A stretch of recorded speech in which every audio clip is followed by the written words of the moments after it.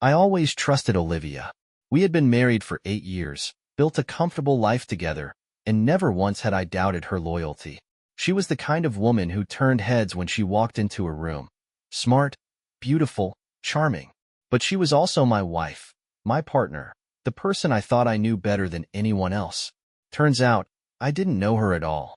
It started with small things. A shift in her routine. The way she started dressing up more often for work events. The way she'd smile at her phone, texting someone late at night, but always quick to flip the screen down when I walked into the room. At first, I ignored it, convinced myself I was imagining things. But then I saw the way she reacted when she thought I wasn't looking. The nervous glances at her phone, the sudden change in passwords, the way she'd get defensive over simple questions. The moment of truth came on a random Tuesday. She had left her laptop open on the kitchen counter while she was in the shower. Normally, I never snooped. I never had to. But something made me pause. A single email notification popped up in the corner of the screen. Last night was incredible. I can't stop thinking about you. The sender's name wasn't familiar. I clicked the email, and that's when my world shattered. The email was short, but it said everything I needed to know. Last night was incredible. I can't stop thinking about you. The sender was just a first initial and a last name, T. Hayes. Someone she hadn't mentioned before. Someone who clearly wasn't just a colleague. I sat there, staring at the screen, my hands tightening into fists. My heart wasn't racing. My hands weren't shaking.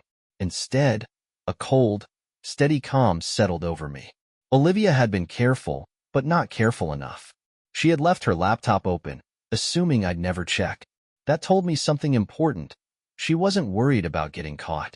She thought she was in control. She had no idea I was about to take that control away from her. I quickly took out my phone and snapped a picture of the screen. Evidence. If she had left one email behind, there were more. I wasn't going to confront her yet. I needed to be smarter than that. If I accused her now, she'd lie, delete everything, and twist the story to make me doubt what I had seen. I needed more. So, I started setting my plan in motion. I already knew Olivia had changed her phone password, but her laptop? She had never hidden it before, which meant she hadn't taken the same precautions. I opened her email and typed in the search bar, T. Hayes. Immediately, dozens of messages popped up. My stomach tightened as I skimmed through them. Some were vague, short, flirty exchanges that could have been innocent at first glance. But then I found the real ones. Olivia, I can't wait to see you again. Last night wasn't enough. T. Hayes, I need you. Just say when. Olivia, tomorrow. Same place. Same time. He has no idea. I clenched my jaw. He has no idea. She wasn't just cheating. She was bragging about it. I took screenshots of everything. Then, I closed the laptop, making sure not to leave any trace that I had seen a thing. If she wanted to keep playing this game, I was going to let her. She had no idea I was already 3 steps ahead. That evening, Olivia came home acting completely normal. She kissed me on the cheek, smiled, and told me about her stressful day at work. Liar. She had no idea that while she was busy lying to my face, I had just installed a GPS tracker in her car. A small, discreet device linked to my phone, allowing me to track her every move. If she was meeting him tomorrow like her email said, I would know exactly where. And once I had that, I'd make my next move. The next morning, Olivia kissed me goodbye like she always did. She smelled like vanilla and jasmine, the same perfume she wore when she wanted to feel desirable. She smiled, told me she had a long day ahead, and walked out the door. I watched from the window as she got into her car. My phone buzzed. The GPS tracker was active. She thought she was heading off to another secret meeting with her lover. She had no idea I was following her every move. I sat down at the kitchen table, coffee in one hand, phone in the other, watching the map update in real time. Her car moved through the city, taking the usual route to work. For a brief moment, doubt crept in. Was I wrong? Was this just paranoia? Then, at 10:42 a.m., she made a sharp turn. Not toward her office, toward a hotel. My jaw tightened as I watched the dot slow down, pulling into a parking lot. She wasn't even being subtle. This wasn't some dark alley affair. It was a damn hotel at 10 in the morning. And she wasn't alone. Another dot popped up on the screen. Another car had just arrived. I switched apps, pulling up the security cameras I had hacked into the night before. The hotel had an outdoor parking lot, and I had full access. And that's when I saw him. T. Hayes. Tall, well-dressed, smug as hell. Olivia stepped out of her car, flipping her hair, looking around like she was untouchable. She walked toward him, and without hesitation, he grabbed her waist and kissed her. Right there. In broad daylight. I gripped my phone so tightly I thought I might crack the screen. She didn't even check to see if she was being watched. She had no idea that I was sitting in my kitchen, watching it all unfold in real time. I didn't follow them inside. I didn't have to. I already knew what was happening. Instead, I stayed where I was, letting them believe they were safe, letting them dig themselves deeper. At 12:17 p.m., the GPS tracker showed Olivia leaving the hotel. By 12:30 p.m., she was texting me. Olivia, hey babe, just grab lunch with some coworkers. Hope your day's going well. Love you. I almost laughed. She had no idea that I had just watched her walk out of a hotel with another man. She was so deep in her lies, she couldn't even see the trap closing around her. But she would. Soon. That night, I didn't confront her. I acted like nothing had changed.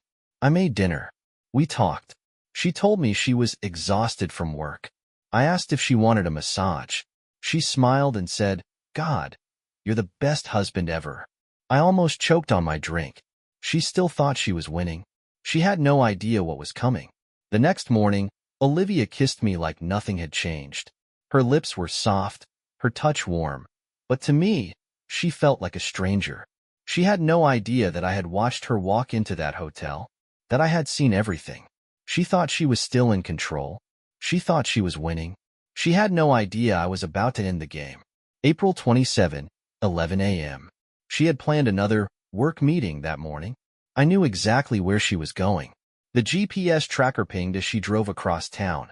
Same hotel, same time, same lies. But this time, I was waiting for her. I arrived 10 minutes before she did, parking down the street where I could see the entrance without being seen. Sure enough, right on schedule, her car pulled into the lot. She sat in the driver's seat for a minute, checking her reflection in the mirror, touching up her lipstick, making herself perfect for him. I gripped my steering wheel, forcing myself to stay calm. Not yet. A few minutes later, another car pulled in. T. Hayes. He stepped out, all confidence, like a man who had done this 1,000 times before. Olivia didn't even hesitate. She got out, walked up to him, and kissed him. I exhaled slowly. I had been watching her lies unfold for weeks. I had seen the messages, the meeting spots, the fake work calls. But seeing her physically with him, touching him, smiling at him, made something inside me snap. I clenched my jaw. It was time. April 27, 11:15 a.m. I got out of my car and walked toward them. Olivia's back was turned. She had no idea I was there until I spoke. Busy morning, huh? She froze. Slowly, she turned around, her face pale, her lips parted like she had just been struck. Her lover, T. Hayes, frowned, glancing between us. Who are you? I smiled coldly. Oh, just her husband. His face drained of color. He took a step back, his mouth opening and closing, like a man who had just realized he was about to get wrecked. Olivia gasped. James. I cut her off. No. No excuses. No lies. I've known for weeks, Olivia. Her hands started shaking. I can explain. I laughed. Actually laughed. Explain what? The hotel visits? The texts? The fact that you have a whole second life? I stepped forward. Tell me, Olivia, was it worth it? She looked like she was going to pass out. James, please. I turned to her lover. And you, how's your wife? His eyes widened. Wait, how do you? I pulled out my phone, tapped a few buttons, and turned the screen to face him. It was a screenshot of an email. Subject, your husband is cheating on you. To Mrs. Hayes. His entire body went stiff. You didn't. I smiled. I did. He staggered back, running a hand through his hair. Oh my God. Olivia choked on a sob. James, why would you? I turned back to her. Because you didn't just cheat. You made a joke out of our marriage. You treated me like a fool. So now, I'm returning the favor. Her eyes flooded with tears. And for the first time, I saw it. The exact moment she realized she had lost. She wasn't in control anymore. She wasn't playing a game. She was done. April 27, 6 p.m. Olivia came home that night, her eyes red, her face streaked with tears. I was already waiting. The divorce papers were sitting on the table. She hesitated in the doorway. James, can we talk? I gestured to the papers. No, but you can sign. Her lip trembled. Please. I know I hurt you, but... There's no but, Olivia. I leaned forward. You destroyed everything. Now, you deal with the consequences. She collapsed into the chair, staring at the papers, her whole body shaking. I have nowhere to go, she whispered. I smirked. Not my problem. She wiped her face. I lost my job. My friends won't talk to me. I have nothing left. I crossed my arms. Sounds about right. She stared at the papers for a long time. Then, finally, she picked up the pen. Her hands trembled as she signed her name. And just like that, it was over. She had spent years lying to me. Now, she had nothing. And I had everything. Olivia sat there, staring at the divorce papers like they were a death sentence. Her hands trembled, her breath uneven, her eyes swollen from crying. But I felt nothing. No sympathy, no second thoughts, just satisfaction. She had spent years betraying me. Now, she was getting exactly what she deserved. I can't believe this is happening, she whispered. I leaned back in my chair, arms crossed. Believe it. Her lip quivered. James, I don't want to lose you. I let out a dry laugh. You lost me the first time you spread your legs for him. She flinched as if I had slapped her. It wasn't like that. I scoffed. Oh? Then what was it like, Olivia? Was it meaningless? Was it a mistake? Because I've read the messages. I've seen the hotel visits. 4 years of mistakes is a hell of a long time. She broke down completely then, her whole body shaking as she sobbed into her hands. I don't know why I did it. I was selfish. I was stupid. I studied her for a long moment. Yeah, you were. She looked up, desperation in her eyes. But I love you. I smirked. No, Olivia. You loved cheating on me. Her face crumpled, and for the first time, I saw fear. Not just fear of losing me, but fear of what came next. She thought I'd argue. Thought I'd fight for some kind of closure. Thought I'd break down with her. Let her tears chip away at my resolve. But I wasn't here to fight. I was here to watch her suffer. She tried everything over the next few days. She begged.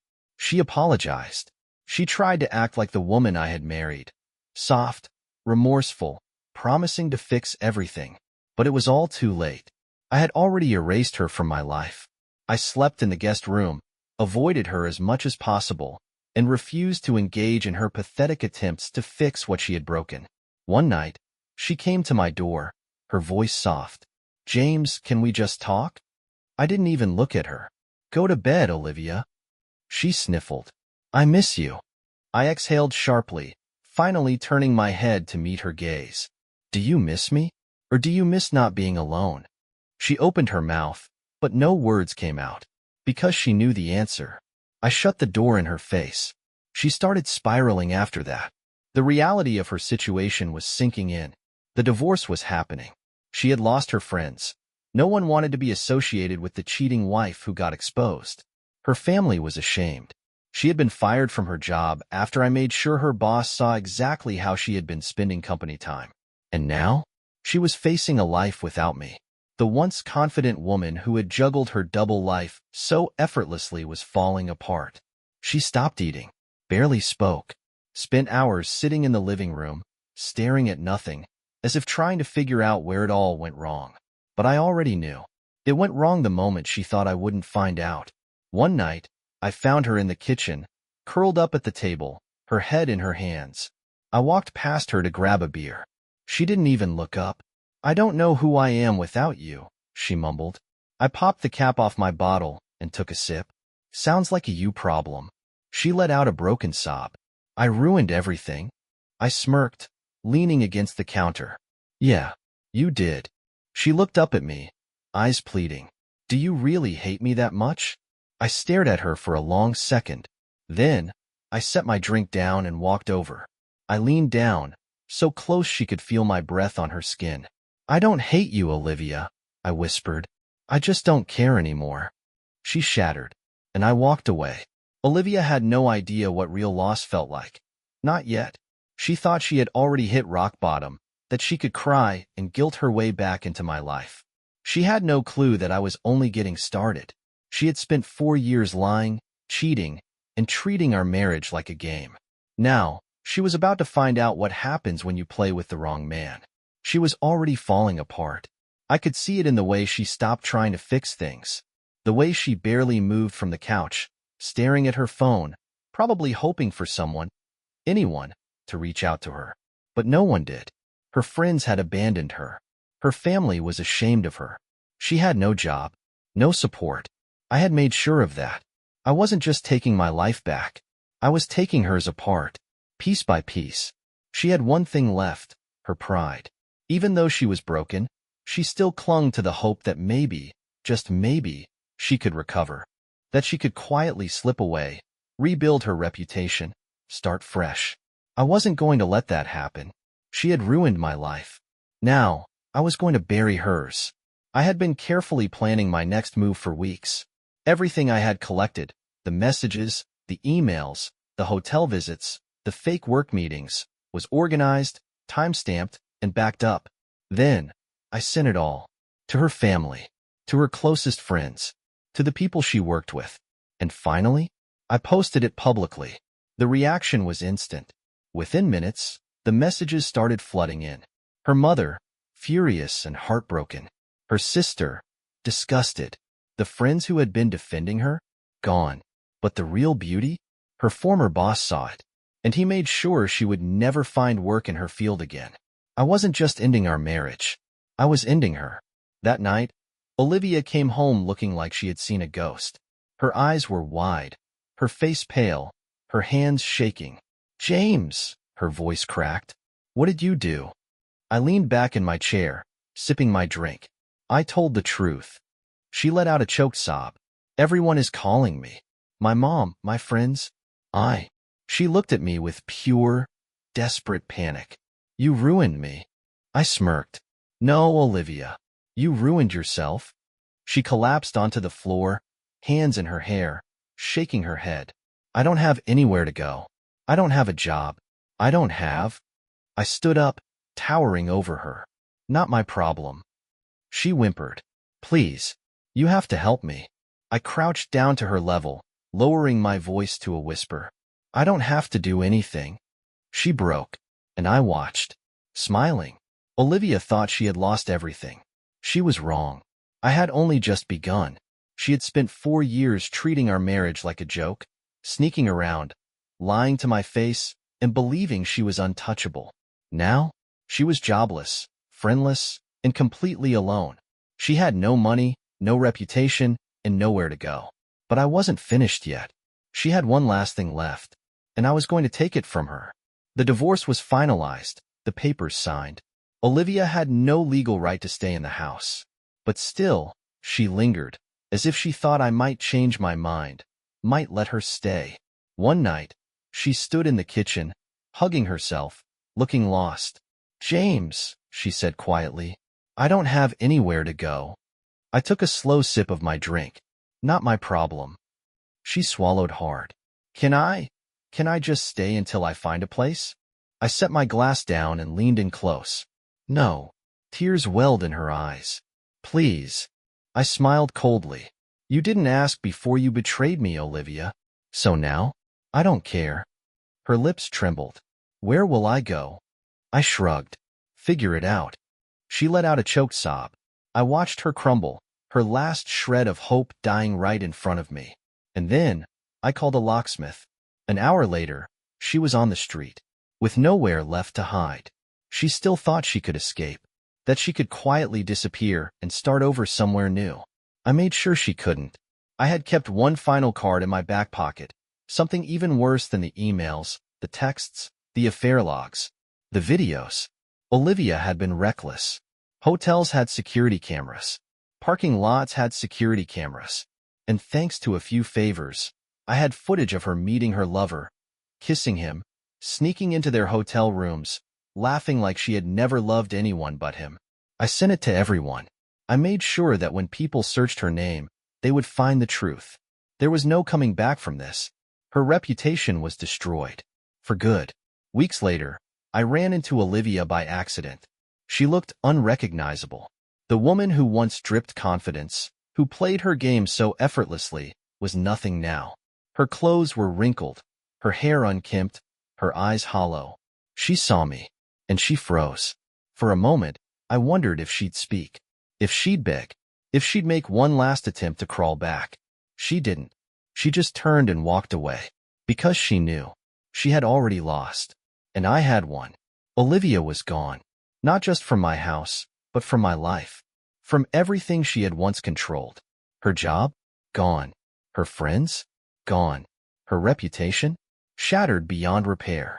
And yet, her downfall still wasn't over. I kept tabs on her, not because I cared, but because I wanted to watch her sink further. She had no savings, no support system, and no way out.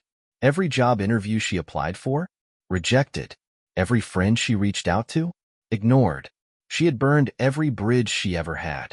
Now, she was stranded in the ruins of her own destruction. I heard through mutual acquaintances that she was couch surfing, bouncing between old college friends who felt bad for her but didn't want to keep her around. She was unstable, desperate, and running out of options. And I enjoyed every second of it. One night, Emily, one of her former best friends, called me. She came to my apartment today, Emily said, sighing. She looked bad. I smirked. Define bad. She's thin, not in a healthy way. And she was crying. James? She kept saying she had nothing left, that she lost herself after losing you. I swirled my drink, amused. Sounds about right. Emily hesitated. I think she's really broken this time. I leaned back. Good. Emily exhaled. Do you really feel nothing? I took a sip of my whiskey. No. I feel exactly what she deserves. And I hung up. Olivia tried to run away. She moved to a new city, thinking she could start fresh, that she could escape her past. She had no idea that I had made sure she couldn't. Her scandal followed her. The posts, the emails, the videos, they never went away. Everywhere she went, her past was right behind her. She couldn't run from what she had done. She couldn't rewrite history. And she couldn't undo the damage. She had once told her lover that I would never find out, that I would never be able to hurt her. She was wrong. I had made sure of that. The last time I heard about Olivia, she was working a dead-end job, living in a tiny apartment and barely surviving. She was nothing, and I was finally free. Olivia was nothing more than a ghost now. A name from my past, a cautionary tale of what happens when you play with fire and think you'll never get burned. She had lost everything. Her home, her job, her reputation. She had tried to rebuild, but I had made sure she couldn't escape what she did. Everywhere she went, her past followed her like a shadow. But I wasn't thinking about Olivia anymore. She was done. Now, it was time for me to move forward. It started small, waking up without feeling that gut-wrenching suspicion. No more second-guessing every text message or late-night meeting excuse. No more fake kisses, no more pretending, no more wondering if the woman beside me was lying to my face. For the first time in years, I felt free. I went back to the gym. I reconnected with friends I had lost touch with. I traveled, took risks, tried things I had never bothered with before. Because for so long, my life had been wrapped around her. And now, she was nothing to me. One night, I found myself at a bar with some old friends. It felt good to be out again, to be around people who weren't connected to the wreckage of my past. And that's when I saw her. Not Olivia. Someone new. She sat alone, sipping a drink, flipping through a book, completely unbothered by the noise around her. She wasn't trying to impress anyone. She wasn't playing games. She looked real. For a moment, I hesitated. Then, she looked up, caught me staring, and smiled. And just like that, I knew. It was time to let go. It was time to live. Olivia had stolen years from me, but she hadn't destroyed me. I had one, and I was never looking back.